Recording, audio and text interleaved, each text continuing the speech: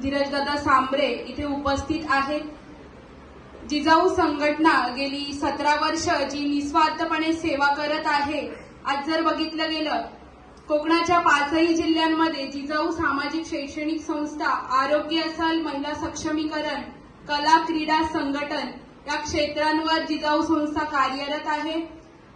खरं तर आज जिजाऊ संस्थेचं एकच वैशिष्ट्य आहे की माझ्या तळागाळातील विद्यार्थी हा शिकला पाहिजे, अधिकारी झाला पाहिजे। आदरणीय अप्पांचं स्वप्न आहे की माझ्या शेतकऱ्याचा मुलगा हा शिपाई न होता तो क्लास 1 अधिकारी झाला पाहिजे। यासाठी आज 45 MPSC UPSC वाचनालय असेल, तसंच GNETच्या एक्झाम जी मुलं देतात त्यांच्यासाठी सुद्धा मोफत क्लासेस।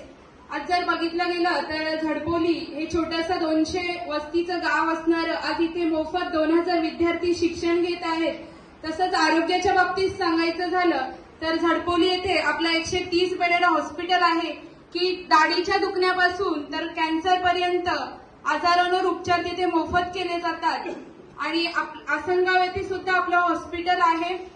तसंच आज जर बघितलं गेलं तर बदलापूरकरांना आपण शब्द दिलेला की लोकसभेनंतर म्हणजे निवडून येवो न येवो पण जो शब्द दिलेला आज तो पूर्णत्व केलेला आहे की सोनोग्राफी सेंटर असेल, आरोग्य क्लिनिक असेल, तसंच MPSC UPSC वाचनालय असेल, हे आपण दिलेलं आहे बदलापूरसाठी। आणि आज सगळेच गोरगरीब जनता त्याचा लाभ घेत आहे। आणि अजून एक सांगू इच्छित आहे की ज्या मुलाला आज आईवडील नाही तो मुलगा जर आज IPS अधिकारी होऊ शकतो।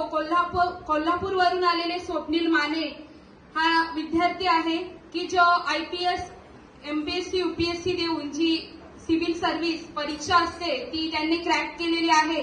आणि आज जर बघितलं गेलं तर खरंच आपणचं एकच स्वप्न आहे की माझा गरीब विद्यार्थी हा शिकला पाहिजे, कारण की आपली आर्थिक परिस्थिती नसते। फक्त तुम्ही शिकण्याची जिद्द ठेवा, कुवत ठेवा की मला शिकायचंय। जे पुढचं जे योगदान आहे शिक्षणासाठी ते आप्पा देत आहेत।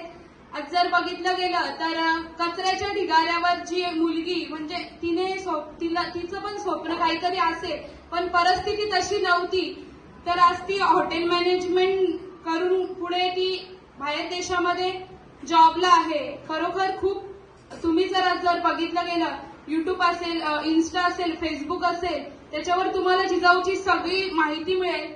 बस एवढं बोलून मी थांबते।